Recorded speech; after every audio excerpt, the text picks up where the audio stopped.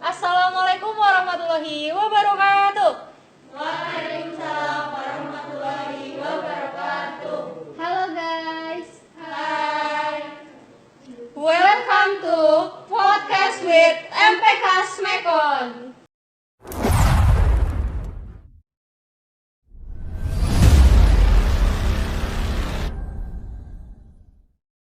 Baik, perkenalkan dulu ya. Saya Nadia Zahra Tanaka, perwakilan dari MPK Angkatan 20, dan teman saya Marsala Danisha, perwakilan dari Angkatan 21. Bagaimana nih kabar teman-teman di rumah hari ini? Kita berharap teman-teman di rumah sehat selalu ya. Stay safe ya teman-teman. Mbak, gimana sih Podcast with MPK itu? Oh, oke. Teman-teman di rumah juga pasti pada belum tahu ya Podcast with MPK itu apa. Jadi, Podcast with MPK itu bertujuan untuk memberikan informasi seputar SMK Negeri 1 Purwokerto. Baik siswa-siswi SMK Negeri 1 Purwokerto, terus ada organisasi atau ekskul yang ada di SMK Negeri 1 Purwokerto, ataupun hal-hal yang ada di sekitar SMK Negeri 1 Purwokerto, teman-teman. Jadi, buat teman-teman di rumah, langsung aja ya nonton video kita kali ini, biar kalian tahu tentang SMK Negeri 1 Purwokerto. Oke, kita langsung panggilkan saja ya teman-teman bintang tamu spesial kita hari ini. Baik, silakan Bapak Agus Nuryanto selaku bidang kesiswaan dan Bapak Sugeng Parianto selaku pembina MPK Office SMK Negeri 1 Purwokerto. Silakan Bapak. Bagaimana Bapak kabarnya hari ini? Alhamdulillah sehat, tanpa ada satu kurang apapun. Itu. Pak Sugeng bagaimana Pak? Alhamdulillah sehat walafiat. Terima kasih Bapak sudah meluangkan waktunya untuk hadir di podcast pertama MPK kali ini, di konten pertama YouTube MPK SMK Negeri 1 Purwokerto ini.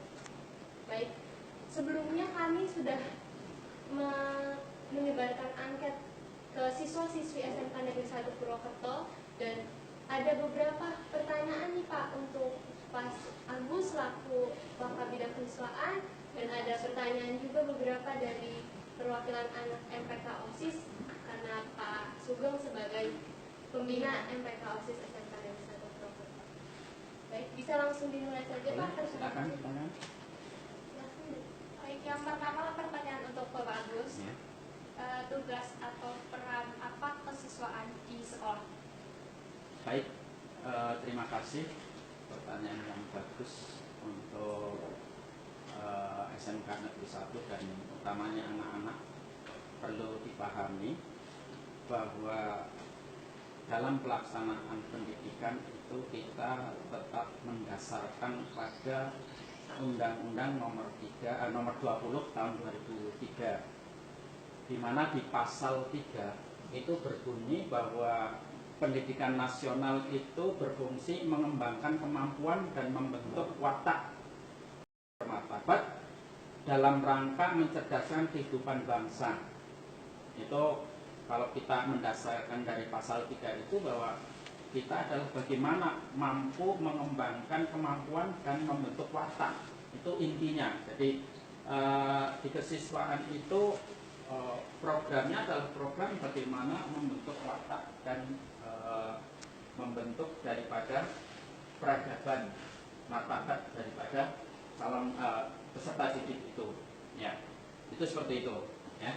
Nah, dari upaya itu maka di sini adalah dalam rangka meningkatkan mutu kualitas sumber daya manusia yang cerdas, yang terampil, yang berakhlak, ya, dan mampu hidup bersaing. Ini jadi ada berakhlaknya, ada terampilnya, ada cerdasnya, dan mampu bersaing. Ini. Jadi diharapkan anak-anak SMK Negeri 1 ini adalah mampu bersaing dengan siapa?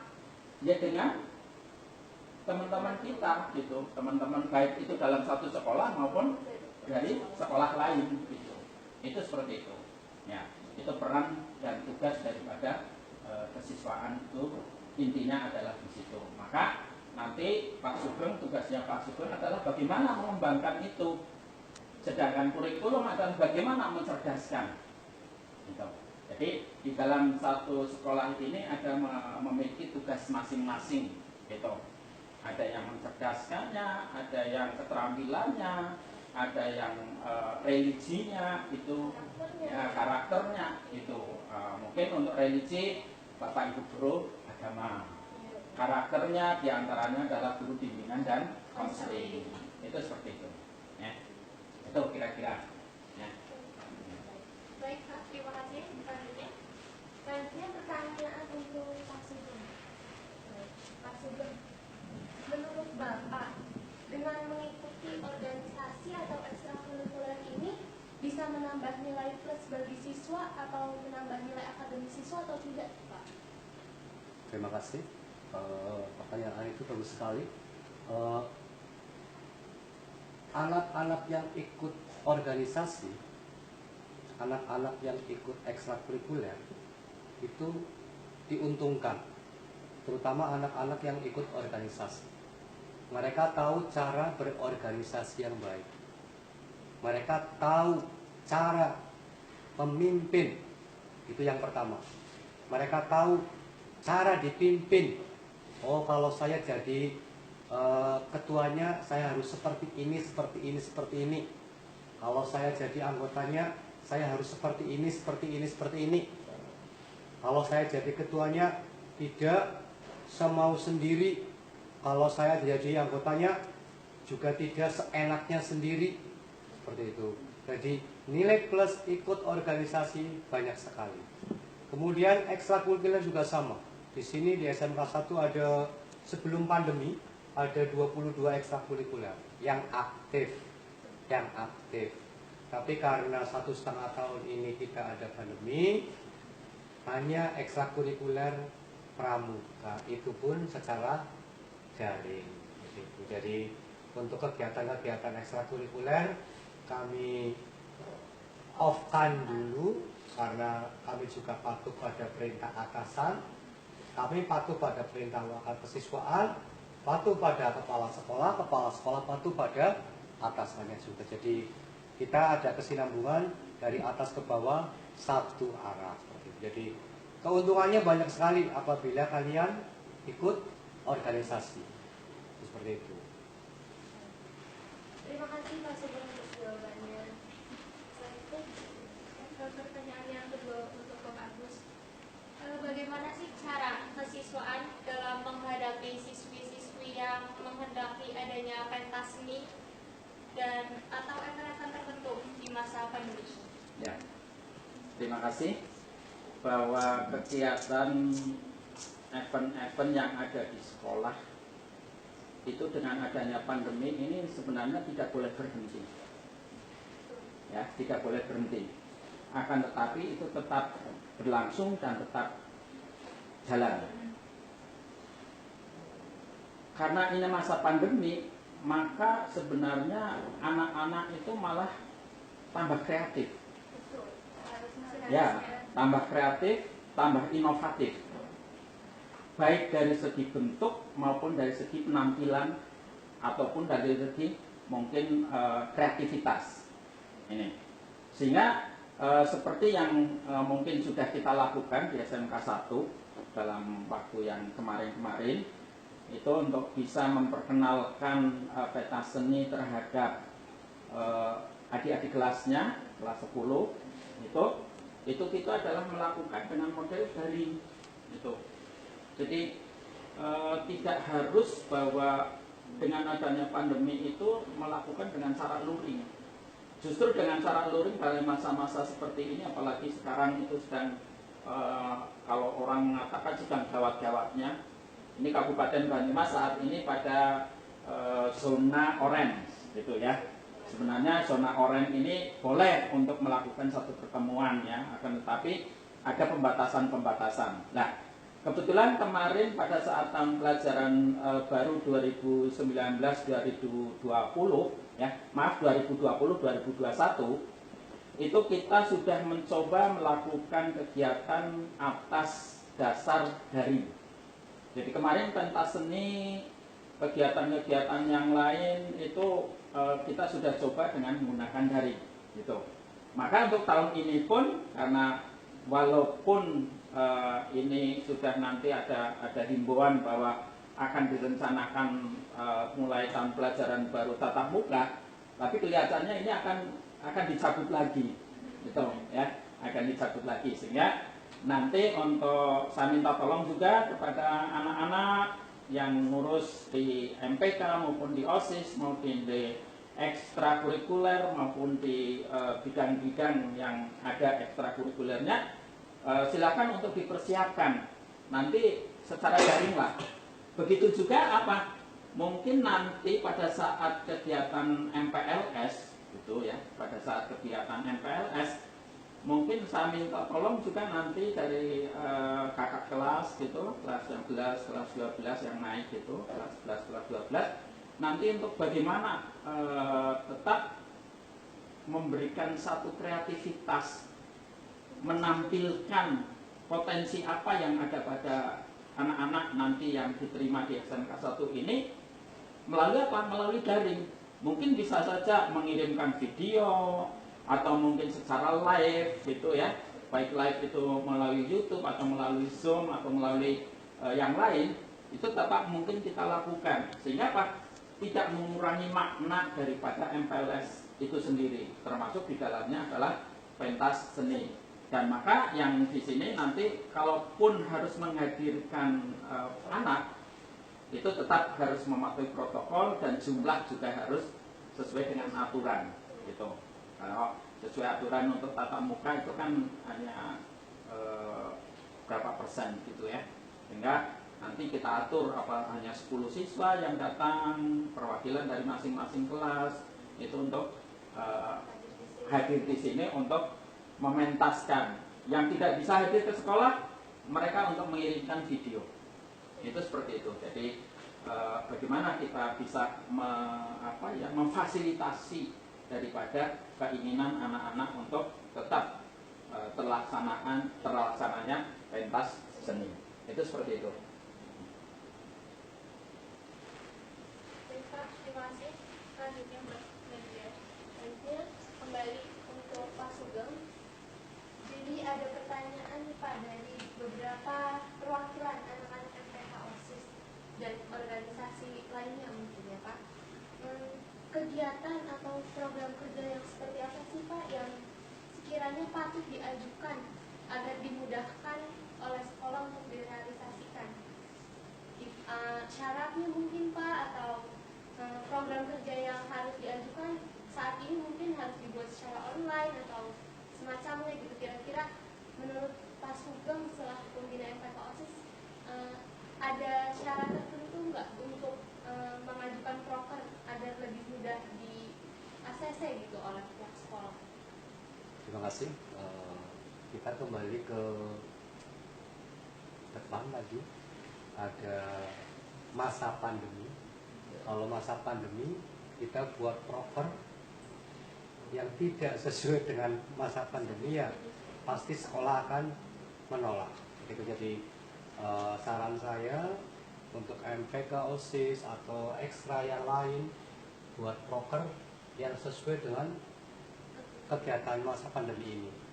Bisa dengan daring. Jadi kalau kita paksakan pasti tidak bisa. Pasti tidak bisa.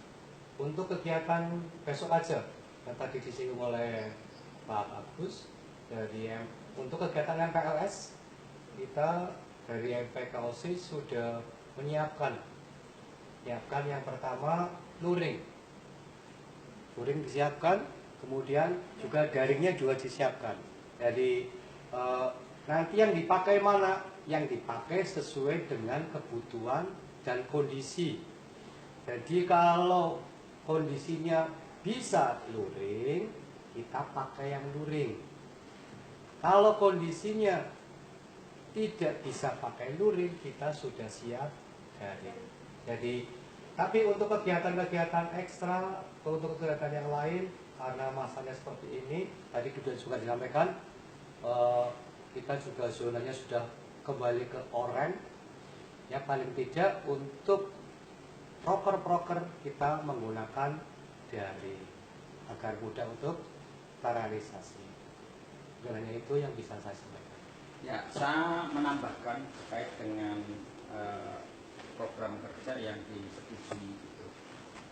Jadi sepanjang itu kegiatan, sebenarnya kita tidak membatasi, dari sekolah tidak membatasi apa saja maunya, ya itu silakan diajukan, dan kami dari sekolah itu mengapresiasi terhadap proker-proker yang mungkin disampaikan dari OSIS maupun dari bidang-bidang lain begitu. Kami mengapresiasi, cuma kadang-kadang yang tidak dipahami antara anak dengan kita, gitu. Yang tidak dipahami anak dengan kita. Anak aku kepinginnya ketemu lah pokoknya, ya, wis belenger daring gitu, ya. Tapi kondisi belum memungkinkan gitu, sehingga mohon maaf kita kadang-kadang bukan tidak mensetujui, akan tetapi mengalihkan yang tadinya dalam bentuk daring, kita alihkan dalam bentuk dalam bentuk luring, kita alihkan ke dalam bentuk daring. Itu seperti itu, ya.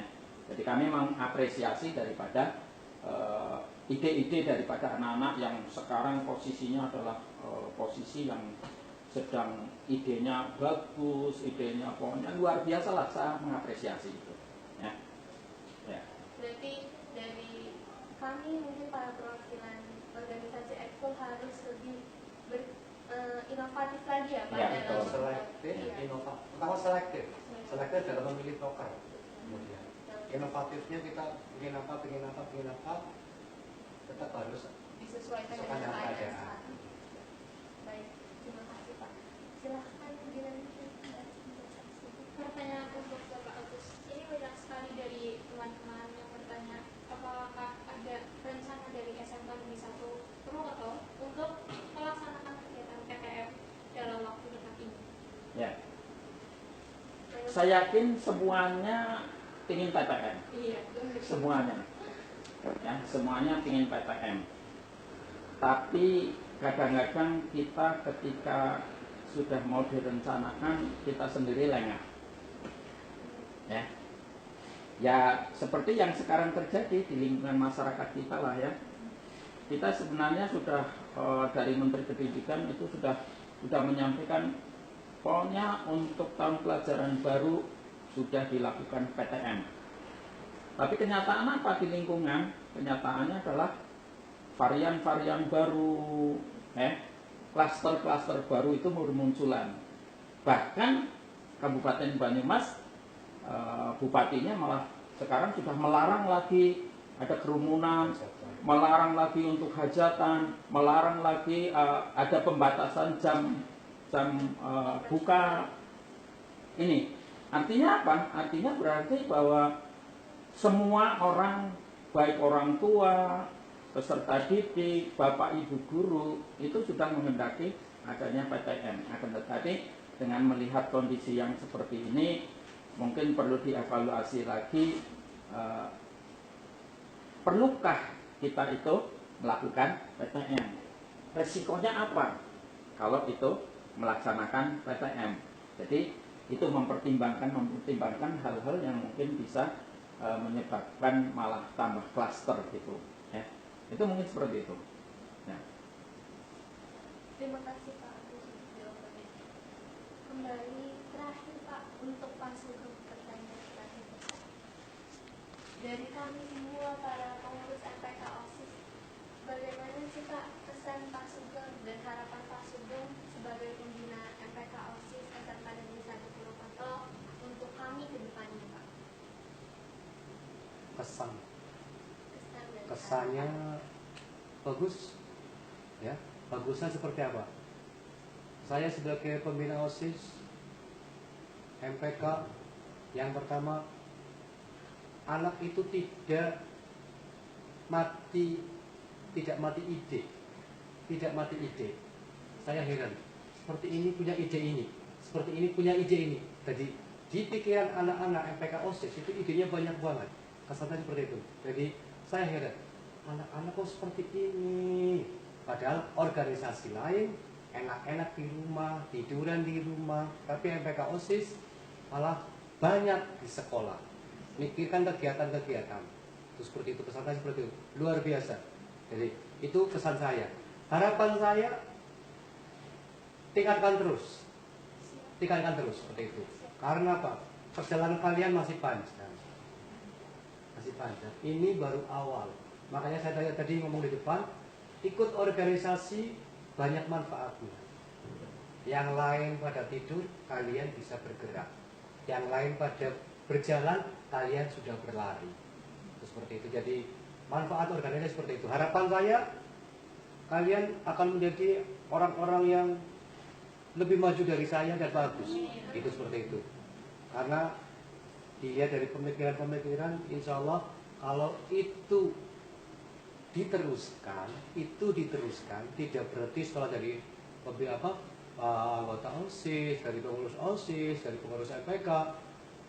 Kalau yang mempunyai jiwa, yang mempunyai jiwa dalam hatinya, dalam dadanya, itu akan walaupun sudah tidak menjabat menjadi atau menjadi anggota MPK OSIS, tapi dia akan terus jalan terus seperti itu. Ya, mungkin hanya itu jawaban saya. Terima kasih Pak Sugeng untuk harapan dan doa-doanya. Selanjutnya ini terakhir buat Bapak Agus. Bagaimana kesan kesiswaan selama para siswa-siswi ini melakukan PJJ secara daring? Ya, Banyak sekali dampaknya ya Pak. apa kesannya? Mungkin saya selaku kesiswaan, saya berpikir positif aja lah ya.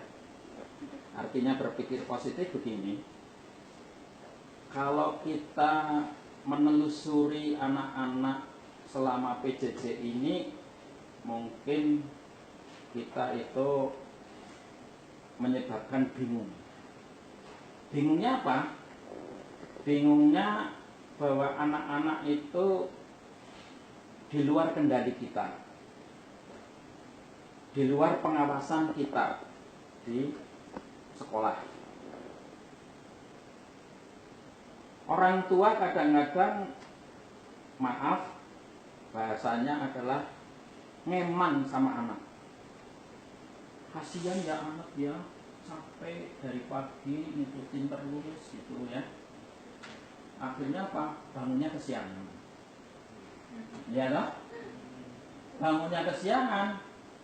Bapak Ibu guru yang harusnya sudah mulai PJJ dari, Masya Allah ini anak kok dari sekian anak kok yang baru online baru sekian. Ini yang mungkin perlu dibenahi bersama antara sekolah dengan orang tua gitu. Sisi lain orang tua itu sebenarnya mungkin ngeman, tapi kadang-kadang kebablasan. Anak sendiri merasa bahwa lah orang mangkat iki bukakai mengkok. Ada yang bangunnya maaf, ada yang boleh dikatakan bangunnya itu jam 1 siang, pelajaran sudah selesai dia baru bangun ya. Nah ini, jadi tapi selama ini Bapak dan Ibu guru Mapel maupun yang lain itu berpikiran positif. Artinya apa? Artinya bahwa ketika Bapak dan Ibu guru memberikan materi, apakah itu melalui Zoom, ataukah melalui Google Classroom, atau mungkin melalui Google Form maupun yang lain, kadang-kadang Bapak dan Ibu guru kan menyimak positifnya, oh ini anak sudah absen. Kadang-kadang kan Bapak dan Ibu guru kan melalui Google Classroom itu kan ada dua sisi materi dan sisi absensi. Ketika anak itu sudah masuk di dalam absensi, Bapak Ibu guru kan positif toh, positive thinking. Oh berarti ini anak sudah ikut, padahal hanya buka toh, ya. Ini. Jadi kesan yang saya ingin sampaikan kepada anak-anak, justru dengan PJJ ini, pembelajaran jarak jauh ini adalah satu metode yang baru gitu. kita tidak mungkin untuk melakukan luring atau tatap muka, maka alternatif ini yang kita lakukan. Jadi sekarang itu untuk SMK itu tidak ada alasan lagi seorang peserta didik itu dengan alasan tidak ada sinyal, tidak ada kuota, tidak ada HP, dan lain-lain. Karena apa? Sekolah itu sudah memfasilitasi, Kementerian Pendidikan juga sudah memfasilitasi kuota internet. Sekolah sudah memfasilitasi kuota juga.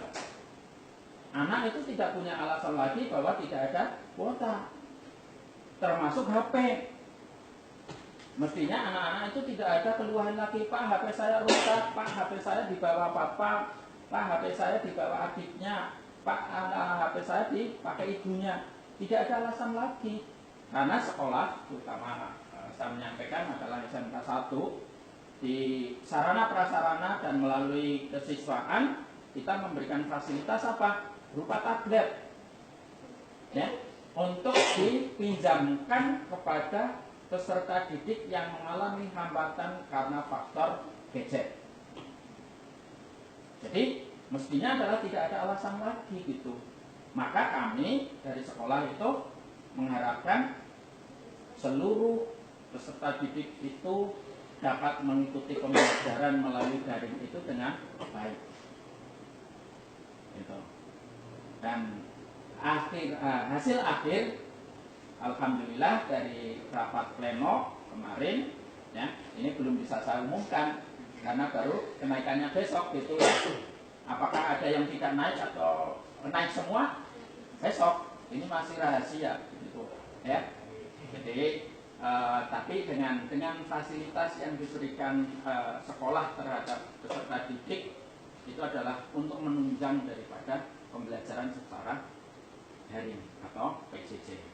Jadi sekali lagi saya berharap apabila nanti di tahun pelajaran baru 2021-2022 kok ternyata pemerintah masih memberikan pembatasan termasuk belum boleh melalui tatap muka, maka kita juga ikuti itu. Dengan apa? Dengan PJJ. Tentunya PJJ yang nanti dilaksanakan di tahun pelajaran baru ini akan lebih inovatif lagi, kreatif lagi. Jadi mungkin yang kemarin itu masih seperti biasa-biasa saja, tahun pelajaran baru mestinya adalah akan lebih baik lagi. Itu seperti itu. Ya, itu silakan.